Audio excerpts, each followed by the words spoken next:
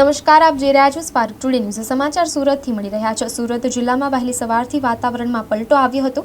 બારડોલી તાલુકામાં વહેલી સવારથી પવન અને ગાજવીજ સાથે વરસાદી માવઠું આવ્યું હતું। પવનના પગલે શાસ્ત્રી રોડ પર આવેલ શિશુ મંદિર નજીક મહાકાય વૃક્ષ ધરાશાયી થતા રસ્તો બંધ થયો હતો। વરસાદ શરૂ થતાં આશાપુરી મંદિર જાગૃતિ નગર પાસે પાણી ભરાવાનું શરૂ થયું હતું। જોકે વરસાદ શરૂ થતાં વાતાવરણમાં ઠંડક પ્રસરી જવા પામી હતી।